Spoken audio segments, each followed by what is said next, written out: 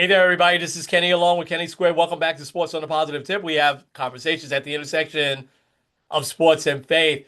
Kenny, I just love what the San Diego Padres did these last few days.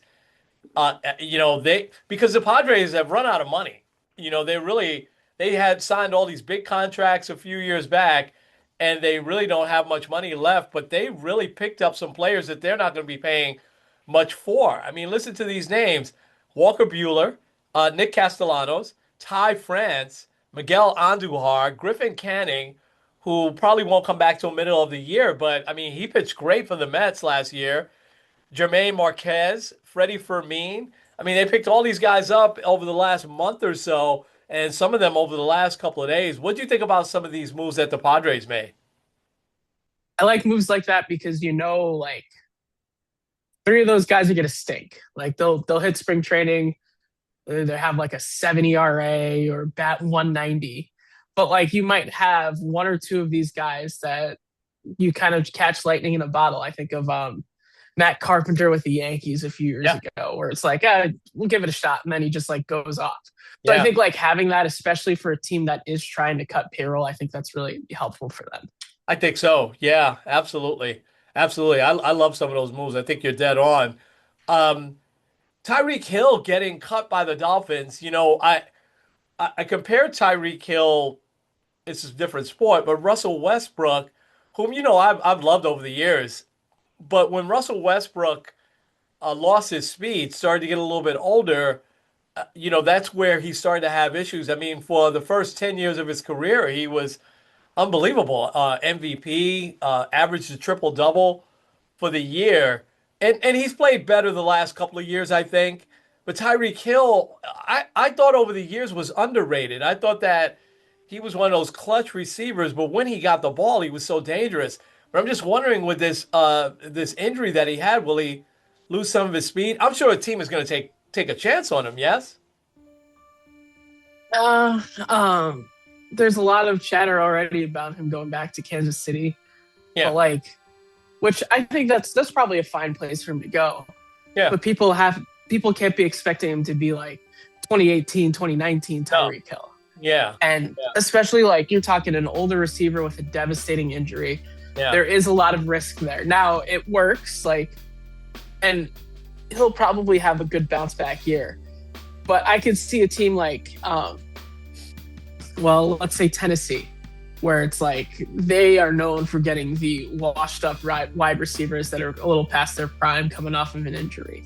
Yeah. Yeah. Or I can see the Browns doing it, thinking that they're getting someone great when they're not. I mean, Yeah, yeah. Man, we wish him luck and hope he comes back full blast. It's just hopefully he adjusts his game a little bit. So we're ready to get into the show. The All Star game for the NBA. We got to get into that. I want you to talk a little bit more about tanking and what's happening in the NBA. Talk about a few of the teams that are hot. We've got some baseball stuff with Tony Clark. I mean, it's just an odd story there. And you've got some baseball chart rankings there, which I can't wait to get into. You ready to get this going? let's get into it.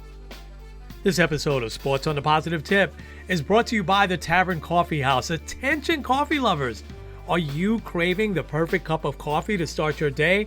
Well, look no further than the Tavern Coffee House. It's located at 12302 Buckeye Road in Cleveland, Ohio. You can also check them out and order your coffee at thetaverncoffee.com. Hey there, everybody. This is Kenny Kenny Squared. with the Sports on the Positive Tip podcast. And Kenny, it's so great to be back this week. I got to talk about the NBA All-Star Weekend. I'll say the All-Star Weekend. I didn't watch any of the Friday or Saturday stuff. And I don't know, I'm kind of done with the dunk contest, unless some of the big players come back, in that. But listen, it's still probably a fun event. I did think that Damian Lillard winning the 3-point contest was outstanding. I know the Knicks team won the Shooting Stars. I didn't see any of that either, and that was good, I guess. But I gotta say, man, that the tournament that they had, it worked for me, man. I this was the first time in years, I'm gonna call out. You know, you and I love LeBron James and what he's brought to the NBA and everything, but you brought up such an interesting point by texting me the other day that you felt like the last really enjoyable All-Star game was when Stephon Marbury and Allen Iverson brought the East back. They were losing by like 20 with like 5 minutes to go. And I don't even remember if they won that game, but I know that they tied it late because everybody was playing so hard and Marbury couldn't miss. I mean, he was hitting shots from the corner. I remember that well. But when the LeBron Durant era, Carmelo even was ushered in, they stopped playing hard. It just became a show, and it's been like that for a long time now, to the point where I don't think I watched any of it last year, maybe a couple of minutes, last few years. But then with this new format, I said maybe, there's going to be some pride here, and that they'll play hard. And yeah, absolutely. But it was the younger guys who spurred everybody to play hard, namely one Victor Wembanyama, who was really, really upset that they didn't win, and who was playing his butt off, man. There wasn't the showboating. And very early on, I said, man, this is going to be a game. You know why? Because people were going to the foul line. People were getting fouled. There was steals. I thoroughly enjoyed those couple of hours, man. And then I texted you, and you hadn't been watching it at first, and you said, "Oh, okay, I'll tune in." And then you were like, "Wow, this is different." And the young American stars won. The older American stars were gassed. I mean, they played great. But watching De'Aaron Fox hit that shot, Scotty Barnes, and then I was just marveled. Kawhi Leonard, when he plays, has always been one of my favorite players, and he's been playing every game this year, and he played his butt off. He couldn't miss. So anyway, I thoroughly enjoyed it. What say you? Yeah, there was a lot of things that I really liked. I like the idea. I didn't realize at first that it was old versus young, Yeah, kind of like with the yeah, stars and the stripes. And I like that. I think that they should continue that. I do feel like they played a lot harder, and like it seemed like it was more of a competitive game than just like hey, let's chuck 3 pointers from the half no, court line, and we didn't then see if we many of miss, those we'll at dunk. all. Yeah, yeah, Yeah. But I think one of the things that I really like that wasn't really talked about that much is that it was a lot earlier than in years past. Where yeah, like the last 2 years, it's been like 8 or 9 o'clock, and whether they've because they did like the tournament thing last year, which was kind of weird, right? I yeah, don't remember. yeah. Um, but like in years past, like you're talking like a game that starts at like 8:30 and ends at 11. This game was over by 8 o'clock, That and was well, great. this whole tournament was over by eight That o'clock. was So I great. Yeah, I do like that. The only things that I would consider maybe in the future, like I think this format works. Like USA versus the world, having the two world USA teams, I think it works. Um, maybe because I agree. I think the old heads were gassed by the championship game. I think what they need to do is instead of it being just like a timed championship, maybe make it a target score. Because I feel like that might slow down the pace a little bit. That might, I don't yeah, know, that might work. I'm not too sure on that. yeah, Um, and also just keep it at the same time. Um, I know it's weird when you're on the West Coast and it starts at like 5, 6 o'clock. You're talking about like a 1 o'clock start time, yeah, 3, whatever. But I do think that it feels a little like I think you capture more of the country if it's a little bit earlier, especially on a Sunday like that. yeah, Um, I do wonder because typically the NBA All Star Game is like President's Day weekend. The Super Bowl might start creeping towards that weekend too. So I wonder. I'm sure that if that happens, the NBA would probably move theirs. yeah. Oh, definitely. Um, Yeah, but yeah, I think that they did a good job in kind of creating that competitive edge, whilst also like um, not fully losing like the essence of this is a basketball game. yeah, Love the idea of a round robin tournament. So yeah, good for them. yeah. I'll be picky on just a couple of things, but the I believe the start time this year, and I'm with you. I think hopefully they'll hear from the fans and even the players that start time is great because it gives the players also longer to get back on an airplane to go back to where they need to go. But I believe those start times this year were because of the Olympics. That NBC wanted to get to the Olympics in prime time at 8 o'clock. Uh, Uh, but that doesn't mean that they won't keep it for next year. I hope they do. I was with you because it was a sleepy Sunday afternoon. There was nothing, nothing going on, and I'm like, yeah, I'll watch this, especially at 5 o'clock like that. That was great. I love the start time. I didn't like Jokic and Doncic not playing much. I don't remember. They said that Luka played a few minutes. I don't remember seeing him at all. But the Joker played only a couple of minutes and then sat out because I think that would have made a little bit more of a difference. So I understand that a little bit.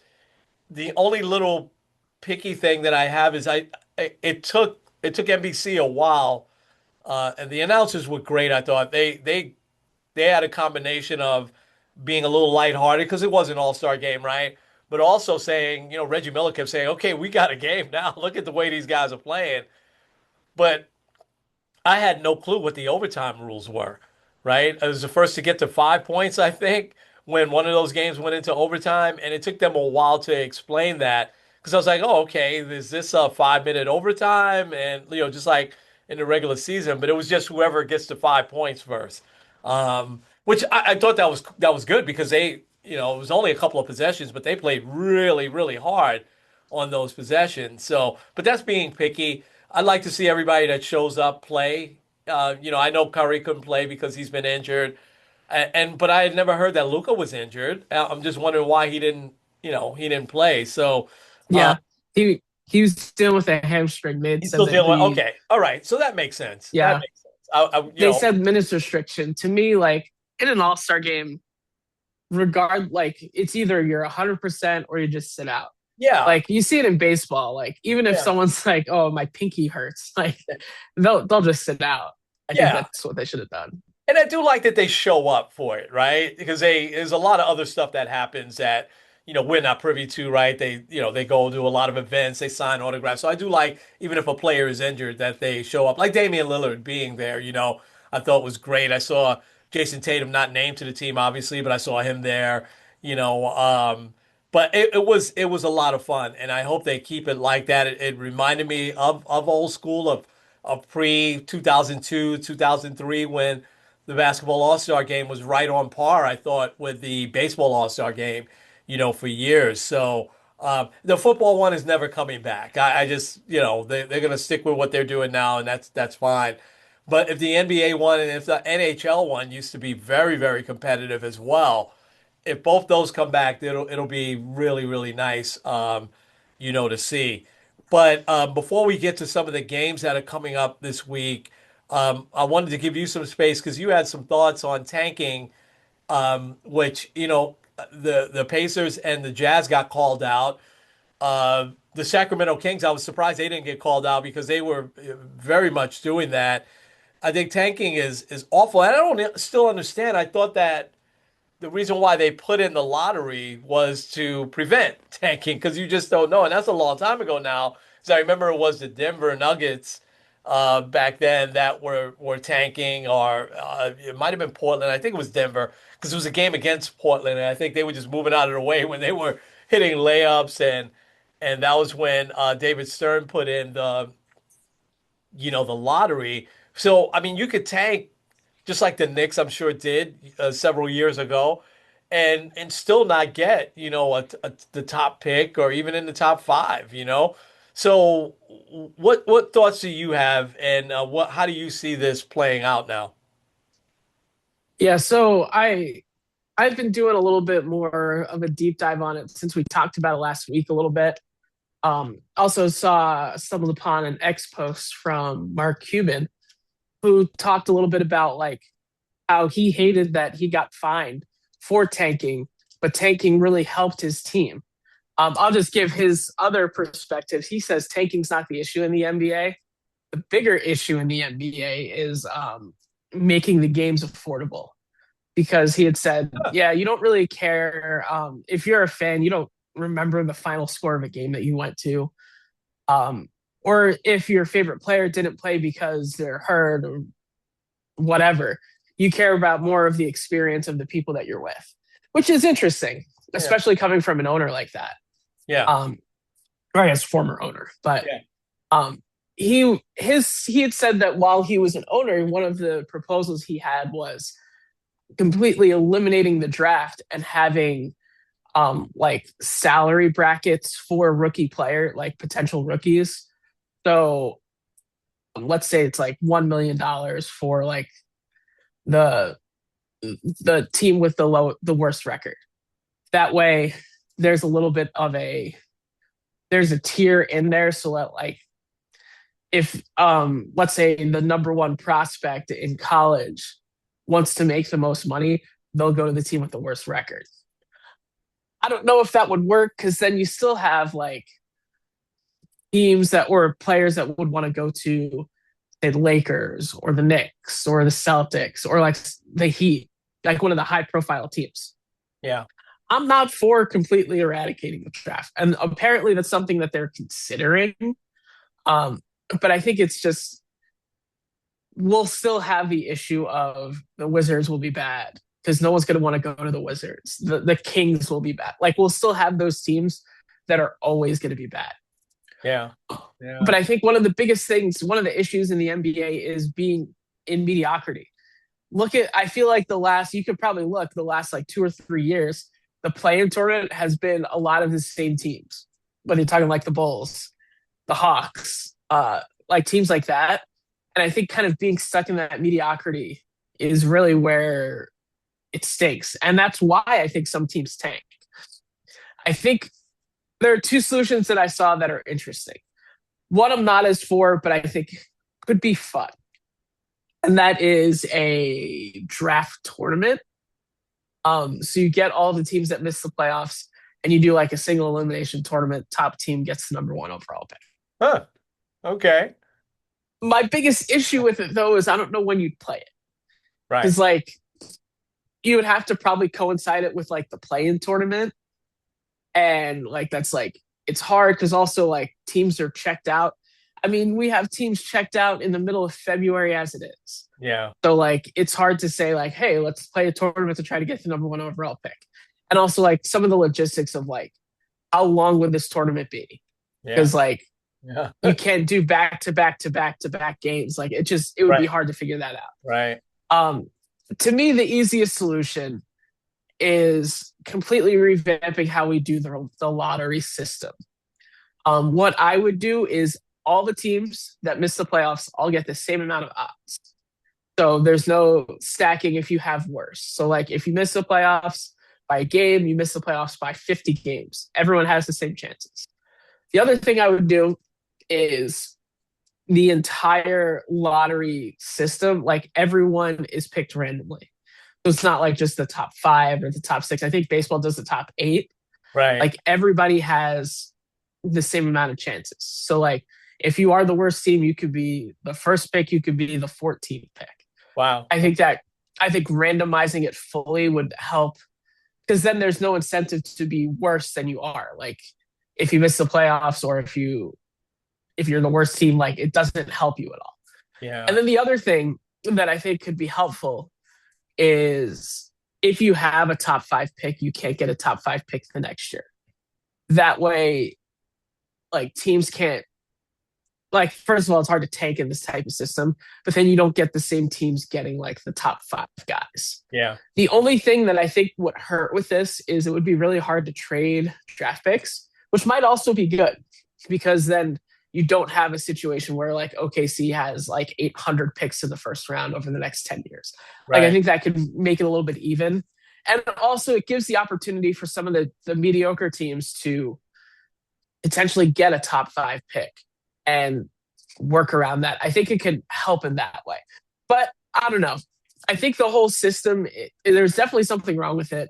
And we see it more this year because of the college class that's coming up. There's a lot of people that think like the top 5 or 6 guys are like home run. Really good players. Absolutely. Yeah. And I think if you're a team like in the 10 seed range, you're like, well, why are we doing this? Let's try to get our best foot forward. Because honestly, like finding someone like even 500, $600,000, like Mark Cuban said, he hated it, but also did it really hurt him that much Right. financially? Not really. Yeah. Yeah. Um, I think another thing you could do is if you think that a team is intentionally tanking. We talked about when the Knicks took out NS Cantor, who was balling, and then they benched him for the rest of the game. I think if you do think a team is tanking, then they just lose their first round pick, or Yeah. their first round pick is Yeah. automatically pushed back to 15 or something like that. Yeah. Yeah. I love all of what you said. You know what's really interesting is that so Mark Cuban totally admits that he tanked. You know that he wanted to tank.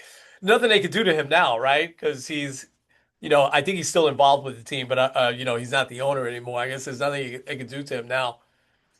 There's so many interesting things there. Kenny, let me ask you this: we see sort of this almost free for all type system in the NCAA now, right? Now it took years to get here, and there's a lot of it now that I really don't like. I do like that players are getting paid. I didn't think players would get paid 5 million. Heck, we've got a player that played for a little while in the NBA and wants to go back to college, right? And wants to play back because he's going to make more money there than he did in the NBA. But they go into this portal and they essentially choose where they want to go. But that's what really, it almost sounds like some of the talk in the NBA is a little bit like that now. But I got to say, that part really scares me.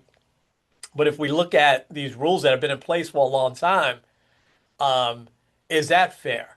And what I'm talking about is, I'm watching this. I'm watching this documentary on Prime about the ABA, and I was an ABA fan when I was a kid because the games were different than the NBA. We'll talk more about it after I finish the documentary. But um, one of the things was that their draft was very different. They would get together and they would make sure that the worst team drafted the best player, and then they would go head to head kind of with the NBA as to who could sign them. Um, but when we think about this long-standing thing that the best player in college should go to the worst team in the NBA and the NFL, same thing, right? Is that still fair and does that still make sense in 2026, given what's happening at the college ranks? What are your thoughts on that question? Yeah, I think it's different now because there are some players like in whether you're talking football or basketball that when they get to the NBA, they're actually taking a pay cut. And like if you're looking like I don't think he'll do this, but let's just say in the NFL, you have Fernando Mendoza, like he's probably going to end up with the Raiders. If he decided, hey, I want to stay another year in Indiana, Yeah. make $5 million and hope that it's not the Raiders and I go to another team that could be a better fit for me. People wouldn't blame him for it because Right. he was like, oh, I don't want to go to the Raiders. So Yeah. I think like because college ranks have become a lot more like a free agency market where it's not like, hey, I'm with this whatever school and I'm going to be there for 4 years. Like you have guys that like you could probably say like, oh, Bob Jones, UNC, Duke, Boston College. Like you could go on and he could be at like four different schools in 4 different years. Yeah. Um, Yeah. Yeah. and so I do think maybe there has to be a different approach to it. And I don't know, like maybe the rookie free agency thing makes sense, but also I don't know. It would be really hard to I think they still have to make it so that the teams that are struggling the most get the best players. Yeah. Because you would hate like if you're a college guy and you're like, hey, I want to go to the Knicks because they're a great team, or I want to go to OKC or San Antonio and play Yeah. with Wembanyama. Like it just kind of to me, if I'm like a college prospect coming out, I'm not like, man, I don't want to go to the Kings and Right. lose. I don't want to go to the Right. Wizards and be Yeah. stuck with old AD and Trey Young. Like you, I think it's there still has to be some measures involved so that the best Yes. college players go to the worst teams. Yeah, and so because I think of this new empowerment that college athletes are feeling these days, I think it's a matter of time before they start going the way you're talking. And so I want to give you just three quick examples: two current Hall of Famers and one future Hall of Famer. Kobe Bryant. Absolutely, Kobe Bryant didn't go to college. He's one of the players that came straight out of high school, but he was like the Charlotte Hornets at the time had the number one pick, and he's like, I'm not playing there. You know who I want to play for? I want to play for the Los Angeles Lakers. So y'all can draft me all you want. I'm not showing up. Period. Right? And the Hornets drafted him, and they wound up trading him to the Lakers. John Elway, Hall of Fame quarterback. I don't want to go and play for the Baltimore Colts at the time, Baltimore Colts.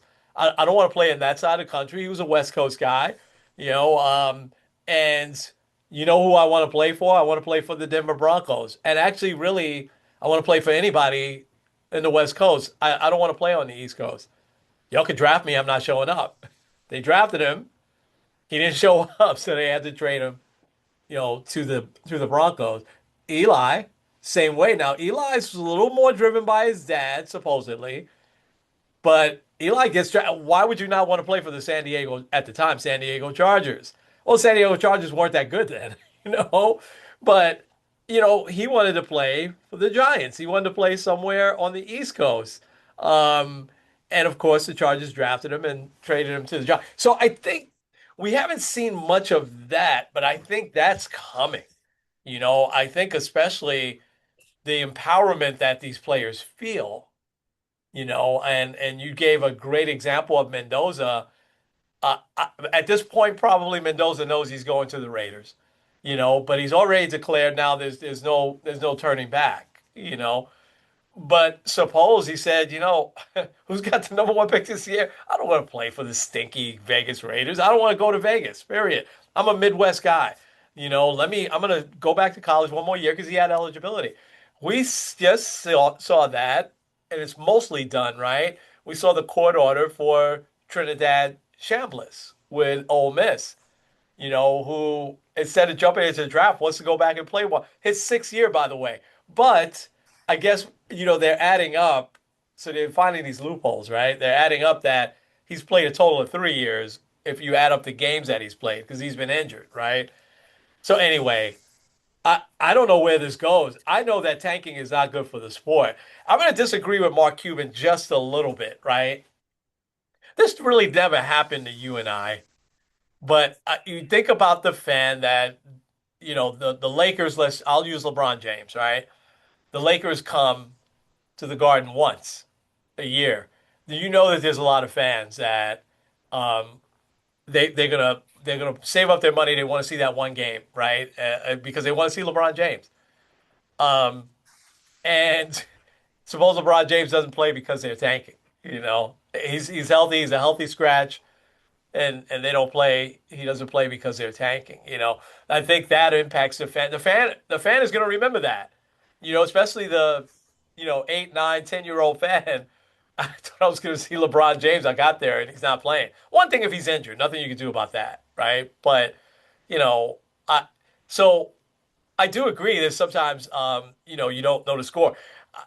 Last quick thing: the one time I saw Michael Jordan play in person was actually at the time New Jersey Nets game, and it was amazing because the tickets it was a McDonald's event. I was working for McDonald's at the time, and I couldn't believe that they got us all tickets to see the Bulls and the Nets. And I'll never get seeing Michael Jordan, and I was in my 20s at the time. So, but yet I was still pumped up and excited. So I don't know, man. I do know this. The NBA has to do something. Yes? I agree. Yeah. And yeah, I would agree with you there too. Because I think Shelby and I went to Knicks Cavs game here, and it was ironically LeBron James's last home game of the regular season, when his last game as a Cab, like Right. you kind of got the feeling. he only played like 5 minutes. He got 10 points and then sat on the bench the rest That of the day down. Yeah. because like everything was all settled, like they were in the playoffs and all. Yeah. But like it's like yeah, like and we knew that coming in, but also like if let's say you are a younger fan and you don't know that and you're like, I thought I was going to see LeBron James, and Yeah. then Yeah. you don't. It could be Yeah. hard. Yeah. It could be hard. I want to ask you this real quick. Um, the Knicks come out of the break on Thursday, national television against the Pistons, who have just smoked our Knicks the first two times that they played this year. I think this is a very important game. It's at Madison Square Garden. I'd love to see the fans come out. That there'll be a sellout, but I want to see them be louder than ever, and I want to see the Knicks fight tooth and nail, and I want to see them beat the Pistons. What are you thinking? Yeah, I think the biggest thing is please don't get blown out, because it'll start that narrative that we saw last year, where it's like, oh well, they can't win the big game. Yeah, I'm not as worried if they lose, but I do think you need to kind of it's a big statement game. I think you need to kind of take that and say, we're showing you that we can beat you easily. yeah, Um, but I think the biggest thing is just don't get blown out. yeah. Okay, okay. Um, the Knicks, then they turn around Saturday night. They play the Rockets at the Garden. I'd love to see them because the Rockets are one of the best teams in the West. I'd love to see them win that as well, man. If they come out and they win these first two games against Detroit and Houston, uh, I'm feeling good. How are you feeling? Oh, I agree. Yeah, yeah, Like if they split, I'd be like, well, we're good, but there'd still be kind of a question mark. I think if you win both of them, you'll feel like, okay, yeah, like we could do this. yeah. A couple of other quick notes for the NBA that I find really fascinating. Here in the East, the Celtics are 35 and 19. How are they doing it? I mean, a credit I think to great coaching, a credit to Jaylen Brown and the just tremendous player he is. They come out and they play the Warriors on Thursday night national TV. A bit bigger game, I think, for the Golden State than for the Celtics. But I want to lump in and ask you this because the Cavs have, and we knew it, right? I've been bringing that up almost weekly that what's wrong with the Cavs? They were only a few games over 500 for the longest time. All of a sudden now they're 34 and 21, and so are you starting to get a little concerned with the Celtics and Cavs blocking the Knicks' path to not only the Eastern Conference Finals but to the finals? Potentially. I would like to see the Knicks face off against them before the playoff. I'm sure that they do. I don't have the schedule in front of me, but um, because it'll be interesting to see like a James Harden, Donovan Mitchell backcourt against the Knicks backcourt. Um, but I think if the Knicks are healthy, if they can stay healthy and keep rolling, I think that I still think that they're probably the favorites. Yeah, But it's yeah. definitely not going to be easy. No. They did beat the Celtics. I know people will be like, oh well, Jason Tatum got hurt. Well, Jason Tatum may not play the next time they play in the playoffs, Yeah. assuming Yeah. that they play in the playoffs this year. Yeah. Yeah. Um, you Yeah. never know.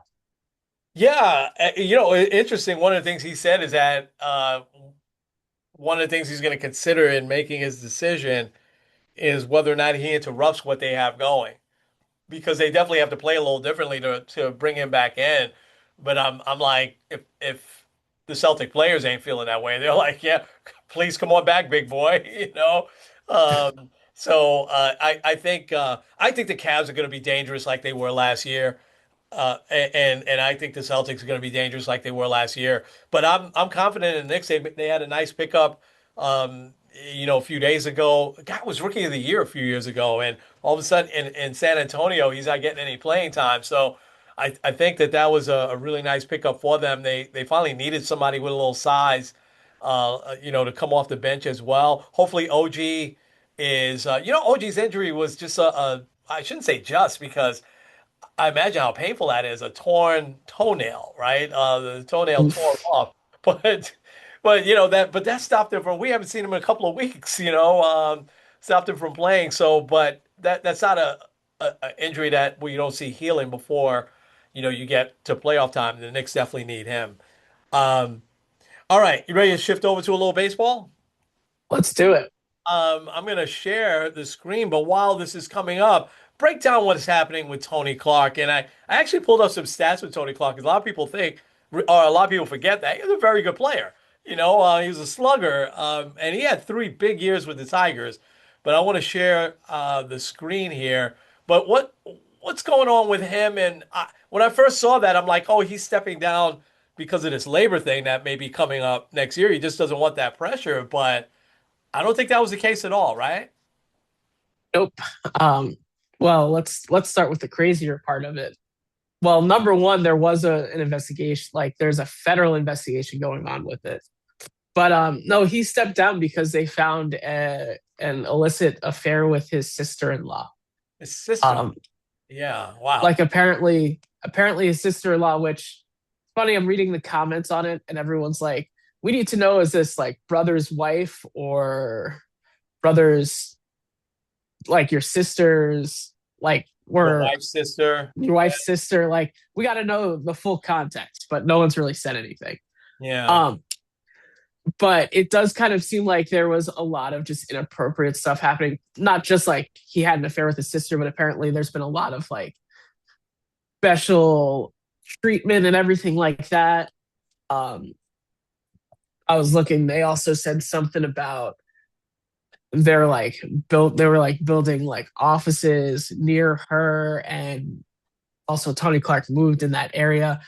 It's not good because like first of all, like the Players Association now is still under investigation for like improper use of funds and things Oh, like that. I didn't know that. Okay.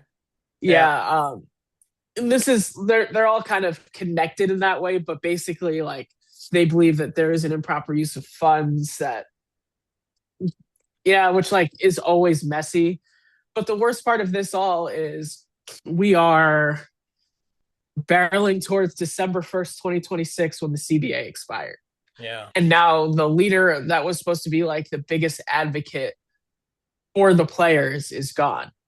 And now they kind of have to scramble to figure out who that's going to be. Yeah. Um, Yeah. it's funny. I saw Evan Roberts give a fun name. He probably wouldn't do it. He probably can't do it. But Scott Boris, Oh who God. is he's good at negotiating. But Yes, he is. Yeah. I'm Wow. sure that with all the players that like he gets paid by as an agent, he'd probably have to like lose a lot of money doing it. I don't think he'd do that. But Oh, wow. Wow. Um, I didn't know about the federal investigation part, the other stuff. We just see the personal life thing creep in to impact this.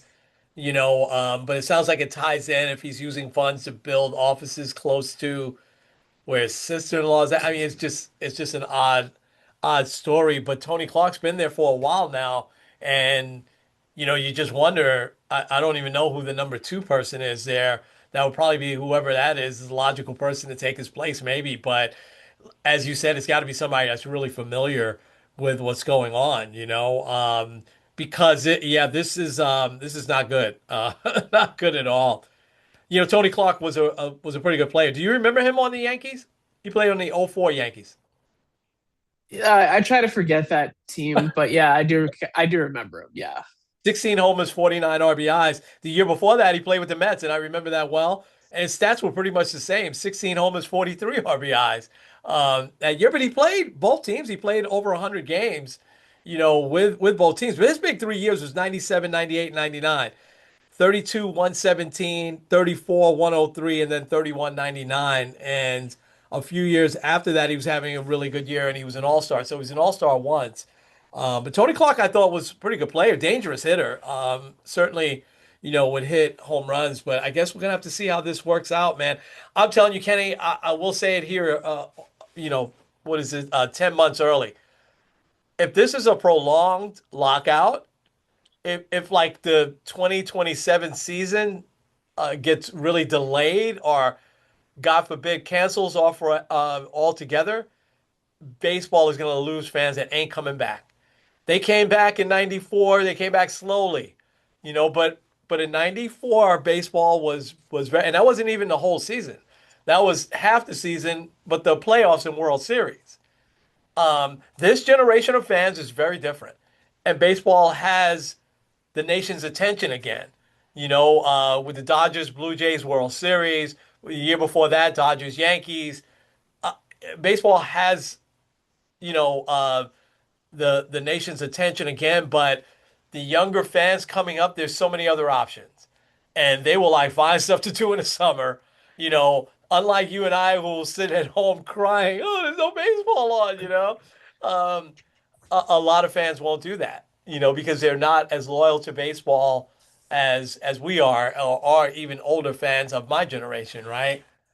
And so it will be a huge, huge mistake where baseball will come back to half empty stadiums. The ratings will be horrible. It will take, and there's no Mark McGuire, Sammy Sosa, Barry Bonds thing to save them, this time around. So anyway, I don't want to sound like doomsday. Do you feel the same way? Yeah, I mean, what was it like 10, 11 years ago that the NHL lost a full season? I feel like they Yeah, still haven't fully recovered from that either. yeah, Um, yeah, yeah, and especially look, you're gonna have, let's just say the Dodgers are in the World Series again. And whether it be like some team, I think anybody, if the Dodgers are in the World Series and anybody in the American League is in there, it doesn't matter if you're talking Blue Jays, Tigers, Yankees, Guardians, Red Sox, whoever, it's going to be people are going to want to watch it yeah, because it's going to be very yeah, David and Goliathy. yeah, yeah, So yeah, like baseball, I think because I believe the World Series got better ratings than the NBA Finals. Both game sevens. I think baseball is starting to try to take over the NBA, especially with some of the yeah, issues the NBA is having. yeah, But yeah. they got to figure this out and they got to figure it out quickly. No doubt. Like, I'm not a fan of the salary cap, but if that's what's going to get this done, let's get it done. I Yeah, don't honestly like. I don't think the salary cap will help. Like people think it'll bring competitive balance. It doesn't. yeah. I mean, look at the other sports. It doesn't bring competitive balance, but No, yeah, whatever. yeah. All right, man. Go ahead, take it away. Yeah, I guess I'll also add this too. Yeah, Um, Another way to give the owners a lot more money, pair of expansion teams, ban the market. yeah, Salt Lake City, Portland, Nashville, whatever. yeah. Anyway, so yeah, I did this as like this is a spring training Yes. tiers. This is a little more rankings than the last one was, but the bottom tier, will someone make us interesting? Because I feel like spring training is all about the storylines. Um, and they're usually the same. Like, is this person recovering from an injury well? Oh, so and so lost 15 pounds and looks very sleek at third base. Um, this person is hitting 105 on the gun. Like, usually it's those things. But these teams, you got to hope that something will make you interesting. The Nationals, I don't know what they're doing by getting rid of their best pitcher, but whatever. Yeah. You have the Cardinals there. I don't know what the Cardinals are doing either. No. Um, I don't know. In my lifetime, I don't think I've seen the Cardinals this bad for really no reason at all. But um, Yeah. you got the Diamondbacks here. Corbin Carroll's injury really hurts them, I think. Um, the Twins, I don't know if you saw Pablo Lopez tore his UCL, I didn't so see he's going to that. be out for Wow. the year. Oh boy, that's Um, that's big. Yeah. that's really devastating for a team that's already Yeah. got nobody. Right. You got the Rays. I don't know what'll make them interesting. Um, I guess eventually moving back into their own ballpark. I believe they're going to be playing at the Trop this year, if I'm not mistaken. Yeah. Yeah. Colorado, I mean, yeah, whatever. And then the Angels, like also, Yeah. I don't know, like Mike Trout's moving back to center field. That might be a fun story. A Mike Trout renaissance here could be very interesting for them. Yeah. Yeah. Um, See. Excited for a step forward. I think these teams are looking forward to not being as bad as they were. The Reds are kind of there. I think the Reds, like, they fit this category more than I think that they're this bad. But I think you're looking at it, they made the playoffs, got wiped by the Dodgers. But you also look at that division and you're like, I think we might be able to take that step, especially if guys like Hunter Green could take a step forward. Ellie De La Cruz, who gained like 15 pounds of muscle. I'm not making that up. Uh, Wow. Okay. so like there's a lot of optimism there. Pittsburgh as well. I think that Yep. their offseason was pretty good. You still have the two-time defending Cy Young Award winner.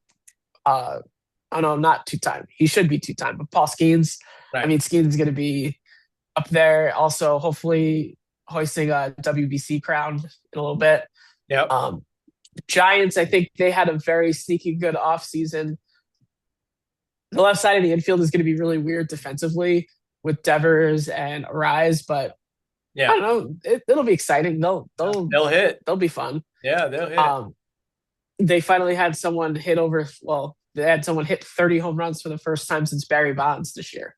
Yeah. But Crazy. exactly 30. Yeah. The A's, I couldn't find. I don't know why I had the Oakland one, but Yeah. Oakland forever.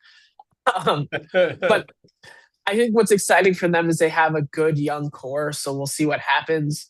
The White Sox also a pretty sneaky good offseason. Yeah. We'll see what they can do moving forward. I hope that they're better. And also the Marlins. The Marlins are still kind of weird, but we'll see what they can do. I mean, they traded two of their starting pitchers this Yeah. offseason, Yeah. but I think they'll be excited to try to take that step forward. Alcantara will have a full year, another year removed from Tommy John, so we'll see. Spring training will tell me nothing. Like these teams could be undefeated in spring training or lose every game, and it doesn't tell me much about them. The Yankees are right for a spot here because I think spring training for them is going to be very odd. They have 10 guys that are going to be a part of the WBC. Yeah. So it Yeah. really tells me nothing. Yeah. Like it'll be fun. Like I'm excited to watch a couple games this weekend, but I'm not going to get any actual information from spring training other than like if someone gets hurt. San Diego, I don't know what to think of them. Yeah. Like I like the moves that they've made, but I still don't think they're close to the Dodgers. But No. also, I don't think anybody is. Yeah. The Phillies also, they're a hard team to gauge. I think they're hoping that Adolis Garcia will have a bounce back year, but we'll see. The Braves, they've got to be healthy and they've got to show me in the regular season. They're the team I think that can have the highest variability. Like I mean, people would be surprised if say like the Padres had a really bad year or the Yankees had a really bad year, or if the Rockies started out 50-20. But like, I wouldn't be surprised if the Braves were in first place. I wouldn't be surprised if the Braves were in last place. They're just I don't know what to think of them. Wow. Spring training's not going to tell me that. Yeah. Houston also, I mean, they know how to win. They might be past that window, but spring training's not going to tell me anything. Texas also, I think the biggest thing for the Rangers is just stay healthy. Make sure DeGrom doesn't die, and you'll be good. Yeah. And then you got the Royals. I don't know. The Royals to me are like the most head scratching team in the MLB right now. Yeah. Like, why aren't you better? You have the best shortstop in baseball. Yeah. But we'll see. Yeah. Ken, before you go to the next category, I wanted to ask you a quick question. Yep. Have you been following the drama that's going on with Dave Dombrowski and Bryce Harper? And I'm just wondering how that's going to end. If it's still tenuous and Ben Rice doesn't work out, let's trade Bryce Harper for Ben Rice? Yeah, no. But I don't think it's out of the realm of possibility of seeing Bryce Harper. I mean, he's a very proud dude, and he's been really hurt by what's been said here, with Dombrowski. And Dombrowski, it shocks me because he's been everywhere and he's been successful and he's mature and you never hear this out of him. But for him to take another shot here as they report for spring training at Harper, I'm just like, I'm stunned, and if I'm Bryce Harper, what am I thinking about this? What? So anyway, I think that's something to keep an eye on.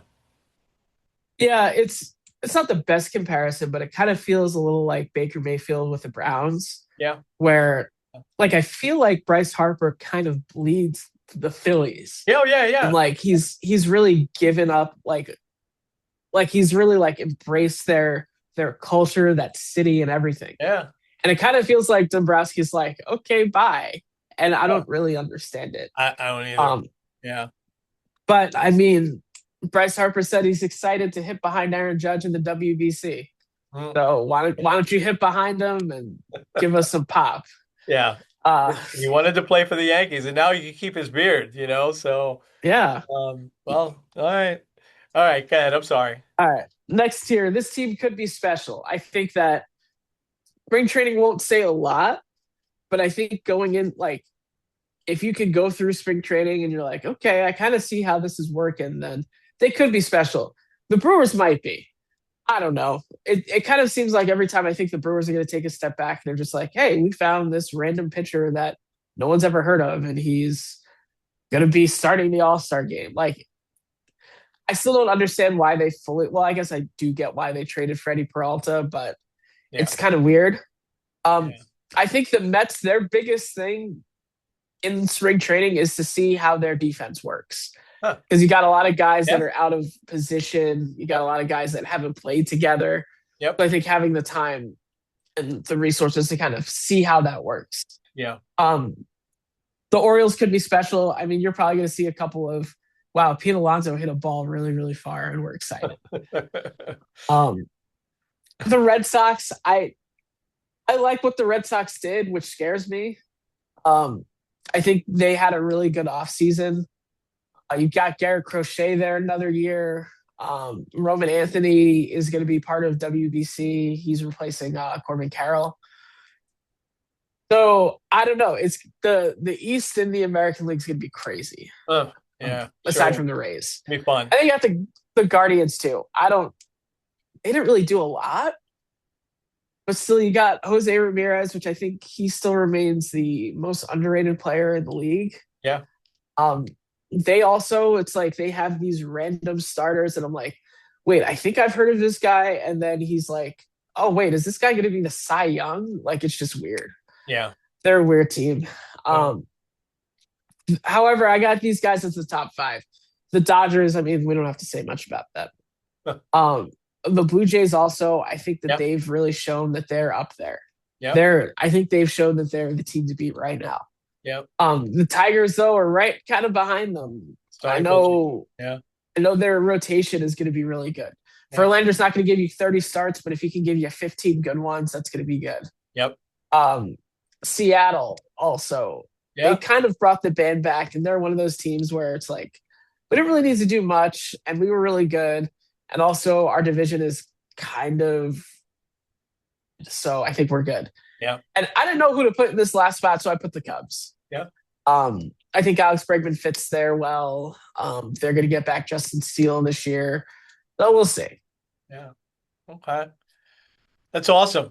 I don't have anything else to add to that, except I'd love to see. I think I'd love to see any series, even in the regular season, but certainly in the playoffs with the Mariners and Tigers, and that those pitching, the pitchers going back and forth, because Seattle, also kept their pitchers together as well, and so but I can't sleep on the Yankees starting three by the time we get to May, June. I mean, three of their stuff. So it's going to be fun. I love a good pitching matchup. I think you do too, and it's going to be a lot of fun. So we'll probably do our baseball preview a little bit earlier because WBC will be starting. So look for that in a couple of weeks. We'll break down, but that was a good start, and we'll post that out there as always. And go ahead and shoot. Give the comments to the younger Kenny McQuiller, not to me. There was someone really upset that you put Portland as tanking, So, but that's okay. We'll take those comments. All right, Ken, you ready to get to some inspiration? Let's do it.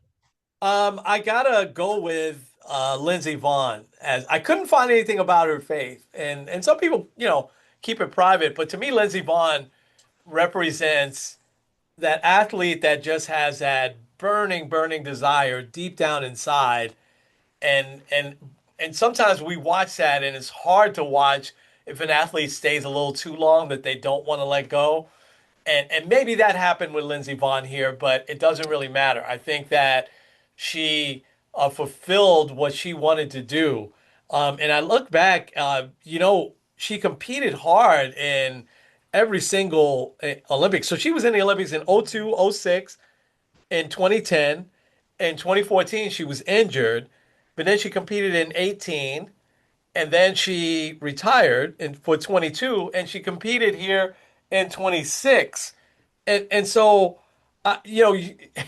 when I was a kid, man, you only saw people compete in one Olympics, maybe two. But now, with the way the athletes are taking care of themselves, and she came on the comeback trail because she's had a couple of devastating injuries. And so, of course, she had the torn ACL, and you figure that's it. She's not going to compete and, call it a career. But no, man, she says, I got to give it a shot, um, and then, of course, she has a devastating leg injury and breaks her legs, breaks a major injury to a tibia. And so she's in the news today because she posted that she's back in the USA. She hasn't been able to, get out of bed yet. Obviously, that had to be a special flight all the way from here back because they had to keep her mobilized and everything like that. But she's in great spirits. But I think about two things, Ken, why she's an inspiration. I think that inner strength, when God gives you that something on, put something on your heart, it may seem like it's totally impossible and it may seem illogical to a lot of others because I have to say, when Lindsey Vonn said she was coming back after the AC, after, the torn ACL, to me it seemed illogical, but who am I to say that? That inner strength that you can get from God is amazing. I think the other thing is whether it's male or female, think about how many athletes around the world, since the Olympics are worldwide, and Lindsey Vonn, people know her all over the place, were inspired by seeing this grit, this determination, this not even thinking about that she might injure the leg again, and that happened. Um, but seeing her actually, put on the skis and put on the, uniform and everything, how many young ladies or young men were inspired by seeing that? I think it's so many. So I couldn't pass it over. We haven't talked much Olympics. Maybe we'll do a recap on that next week as Norway seems to be running away with the gold medals, in this Olympics. But I think Lindsey Vonn certainly an inspiration to many, certainly an inspiration to me. Last quick thing I'll say. I remember when Joe Montana, who had already won, four Super Bowls, and he has this devastating back injury, and has to sit out a year, and the doctors tell him you could come back, but if you get a hit in the wrong spot in your back, you might be paralyzed. I don't know. For me at that time, and I was saying I wouldn't come back. I'd, ride off into the sunset. He was already in his late 30s, but he comes back and he plays 2 more years with the Chiefs, and he takes them to the playoffs. The Chiefs at that time weren't a good team, and he makes a big difference. I'm sure he won a couple of playoff games also.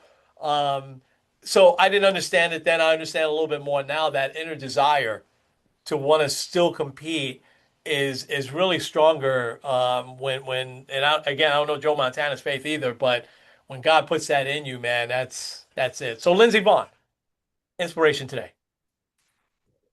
Lindsey Vonn, what a story. Yeah. It's a good story. I'd I'd seen this one, also an Olympic one. Elena Myers Taylor, who's bobsledder. Yep. And she won the gold for the first time ever. She is 41 years old, Wow. becoming the oldest American Winter Olympian to win a gold, and also is now the most decorated Black Winter Olympian of all time. Wow. Tied for the most in America, as she's won several. But that's not why she's an inspiration. So her husband is also a bobsledder. Her and her husband have two kids, and they're both deaf. And while she's on the podium doing the national anthem, she's signing to her kids, like, we did it, gold medal, stuff like that, like basically saying, like, we're there. And then afterwards, she posts on her Instagram with the caption, the moment we prayed for. Glory to God, forever an Olympic champion. And in other spots, she's talked about her faith and how she says, this is another quote, God put me here for a specific reason. And I don't think it's just to win medals. She said, at the end of the day, I'm in this sport to glorify God. So if it means I come in last place or I win the gold medal, that's what I'm going to do. Wow. So now she's won 6 total gold Olympic medals. So it's tied for the most ever by an American woman. So just really a cool story. Really is. Also, Yeah. like seeing her say like, we did it, I think is really cool. Yeah. Wow. So Awesome. go for Elena Myers Taylor. Good for her. I love that. I love that. Wow. Wow. That's a great story. And both of her kids are deaf? Yeah. Wow. Wow. That's gosh, that's amazing. That's amazing. Uh Ken, I tell you, we see a lot of inspiration around us. Sometimes we got to look for it. But boy, some of these stories can really inspire us. That's a great one. All right. NBA gets started back. Are you starting to peek in at some college basketball games as we get ready for March Madness? It'll be here before you know it. Not yet, but I should. Yeah, and the good players that they're talking about, right? Carlos Boozer's son with Duke is really, really good.